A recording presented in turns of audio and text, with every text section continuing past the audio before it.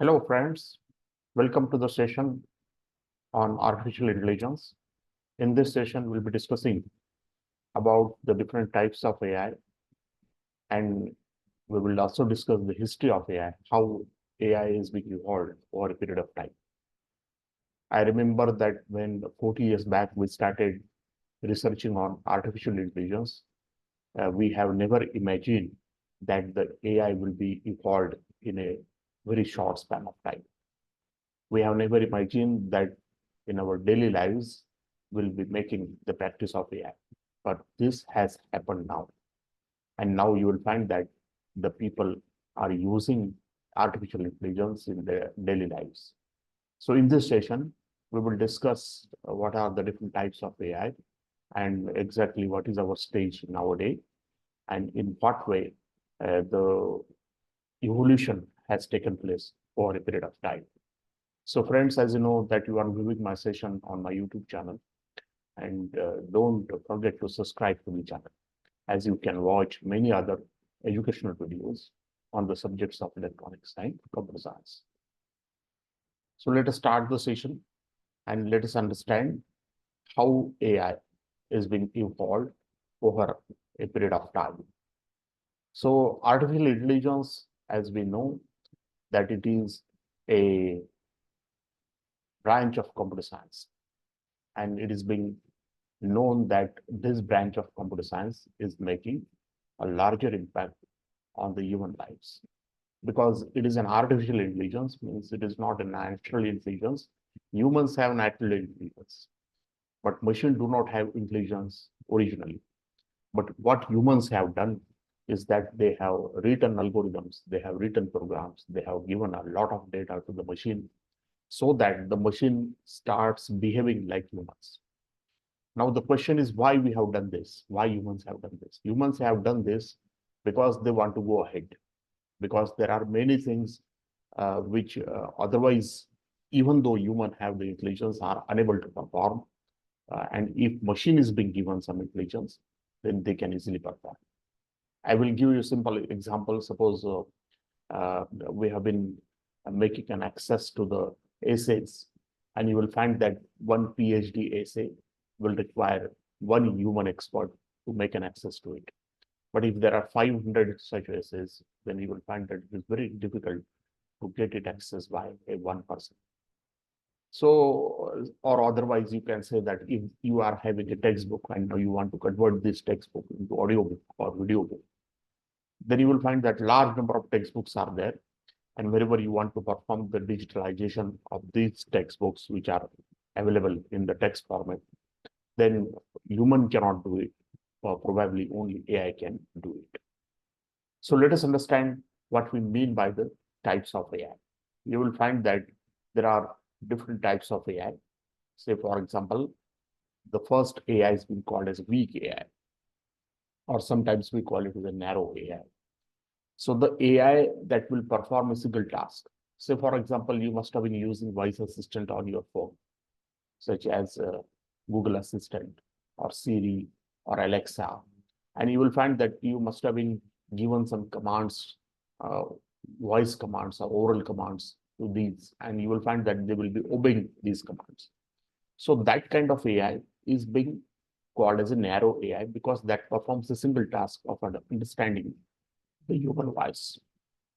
Also, you will find that whenever you watch Netflix or whenever you watch Amazon Prime, then you will find that whatever the film that you observe or watch, or whatever the program that you watch, accordingly, there is a recommendation system on Netflix, on YouTube, on Amazon Prime, and they will suggest you some additional content.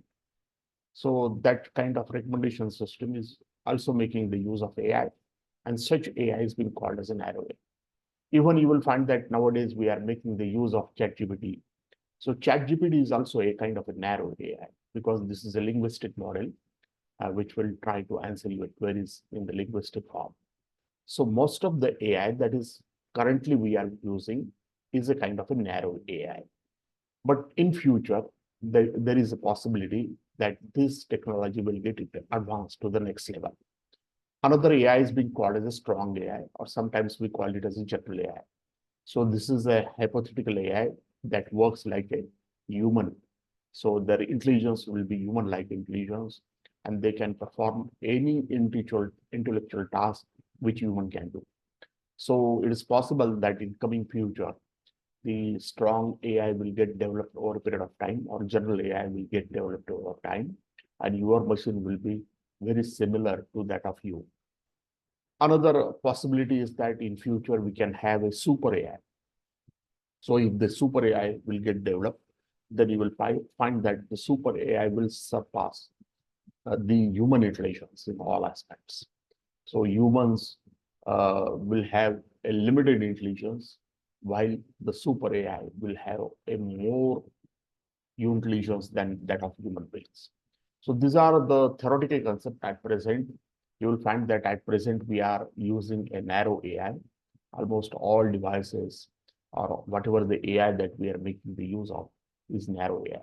But in future, it is possible that we can go for strong AI or we can go for super AI. So as shown in this diagram, one can easily observe that these are the different types of AI, where we will find that in general AI, we will have a human-like intelligence. We have a narrow AI where we are making the limited use of artificial intelligence. Let us understand how AI is being developed over a period of time. AI is not developed within a very short span of time. It has taken people have started working on AI long back. If we refer to the earlier reference, then you will find that in 1950, there was a scientist called Alan Turing, and he is being known as the father of AI. And actually, he introduced a test called as a Turing test. And this Turing test is being used for measurement of the machine's ability to exhibit the human-like intelligence. So this Turing test is being very popular, and people have started working on the Turing test long back in 1950. And actually, the term artificial intelligence was coined at the Dartmouth conference by the John McCarthy in 1956. And you can say that this is the official beginning of the AI as a field of the study. First time, this term artificial intelligence was being pronounced by a scientist, and now people recognize that they can start working on this new field called as an artificial intelligence. In 1957, you will find that the perceptron, the neural network, the single neural network was being developed. So this was a mathematical model which will work like a human brain. And you will find that the first chatbot itself was being created in 1996 by the scientist Joseph. So these are the initial contributions these were the early stages of artificial intelligence. Even these people would have not thought that this artificial intelligence will get evolved in a very short span of time, and it will make an impact on all aspects of the human life. Then you will find that in 1970s and in 1980s, actually AI faced the challenges, because AI is such a technology where a lot of data is being required, the processing of a lot of data is being required, and therefore the computing power is being required, and also for the research, a lot of funding was required. So it was you can say, a period where AI faced many challenges due to limited computing power, due to lack of money, and many projects actually failed to deliver the practical applications. So the projects were there, theoretically they were able to deliver, practically they were not able to deliver, and therefore the money was not utilized in the practical applications. And in 1980s, you will find that the expert systems got developed over a period of time. There was a conception of fuzzy logic, where fuzzy logic gets incorporated into the development of the expert system. And then the research has been slightly slowed down because of the high cost involved in the development of the system.